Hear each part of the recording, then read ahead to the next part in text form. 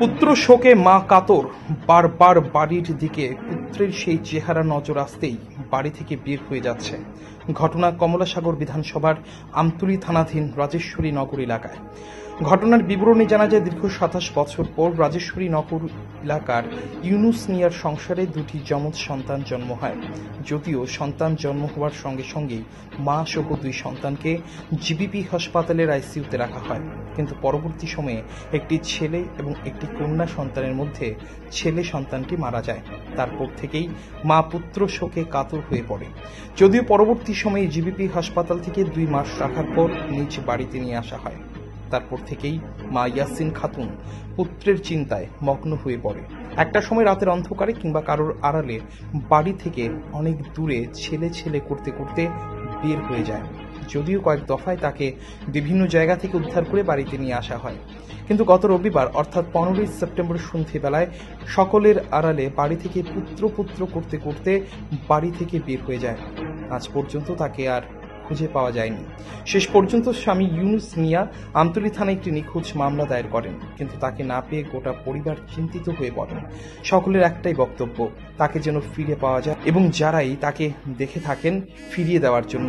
একমাত্র কন্যা সন্তানকে নিয়ে বাবা বর্তমানে অসহায় অবস্থায় দিন কাটাচ্ছেন। ঘটনাটা হয়েছে আমি বিয়ে যে করছি ২৭ বছর হয়েছে। তো ২৭ বছর পরে গত ৮ মাস আগে আমার একটা সন্তান আইছে, 2টা যমক সন্তান হয়েছে। হওয়ার পরে একটা ছেলে একটা মেয়ে। তো ছেলেটা ওই জন্ম হওয়ার পরে জীবিত হয়েছিল। হওয়ার পরে আপনার সিজার হওয়ার পরে ২৭ দিন আইসি রুমে আসলো। তো আইসি রুমে থাকার পরে ২৭ দিন পরে ছেলেটা মারা গেছে। মারা যাওয়ার পর থেকেই কিরম জানে আমার ওয়াইফের নাম ইয়াসমিন খাতুন, ওনার কিরম জানে ব্রেনে একটু কথাবার্তা কম করে, খাওয়া দাওয়া কম করে। আমরা ২ মাস হসপিটালে আসলাম। মানে ছেলের সুখে এমন হতে পারে নাকি? হ্যাঁ, ছেলের সুখে ওই আমার যে ধারণা। তো ২৭ দিন পরে মারা গেছে আর ২ মাস আমরা আইসিইউতে আসলাম। তো কিছুদিন পরে হের অবস্থাটা একটু খারাপের দিকে, মানে খাওয়া দাওয়া কম করে, কথাবার্তা কম করে। তো ওই কারণে ২ মাস পরে আমরা ছুটি নিয়ে বাড়িতে আইসি। আবার পরে হে কিরকম জানে একটু কোনো কিছু করে না, খাওয়া দাওয়া কম করে, হের মতো করে হে বইতে। তো ওইভাবে আমরা চলতেছি। তো এরপরে বাড়িতে আবার পরে ২ মাস পরে একদিন বাড়ি থেকে বাইরে গেছে।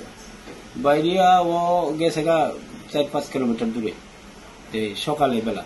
তো সকালে যাই আনছি। এরপরে আরো ২ একদিন বাইরেছে, সকালবেলা বাইরেই। তো গত রোববার ১৫ তারিখে তো আসলো নাকি, ১৫ তারিখ সন্ধ্যা ৬টার সময় বাড়ির মাঝে আমিও বাড়িতে আসলাম না, সকালবেলা কাজে গেছি গা।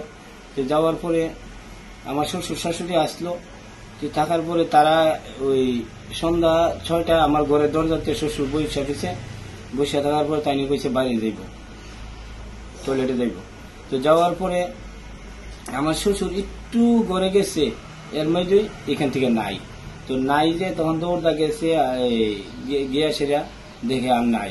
তখন আমার কাজের লোকটিও আইছে, আয়া গাড়ি জ্বালামছে, সবাই খোঁজাখুঁজি করলো। সারা রাত্র ভোর আমরা খুঁজলাম, পরের দিনও খুঁজলাম, এর পরের দিনও খুঁজলাম, গতকালকেও খুঁজলাম, আজকেও প্রায় বেলা ১২টার বুধো পারি গেছে।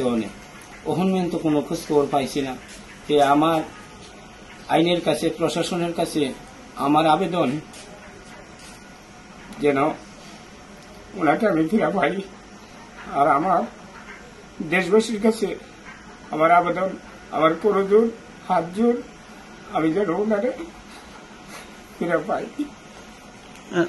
বাড়ি কোন জায়গা আপনার? আমার বাড়ি রাজেশ্বরী নগর। আপনার কি মনে হয় ঘটনাটা? আমার মনে হয় ওনার ব্রেনের একটু মানে কাজ করে না, এটার থেকে ওই আর নইলে বাচ্চা হওয়ার পর থেকে ঘটনাটা বলেছে না? হ্যাঁ, বাচ্চা হওয়ার পর থেকে, বাচ্চাটা মারা যাওয়ার পর থেকে। আপনি কি খুঁজছেন বিশুদ্ধ পানীয় জল? তাহলে আজই বেছে নিতে হবে অত্যাধুনিক প্রযুক্তি ও পরীক্ষা নিরীক্ষার মাধ্যমে প্রস্তুতকারী পানীয় জল একমি। বিশুদ্ধ জলে সুস্থ জীবনের মূল চাকাঠি। Acme packaged drinking water. Report news Tripura 24।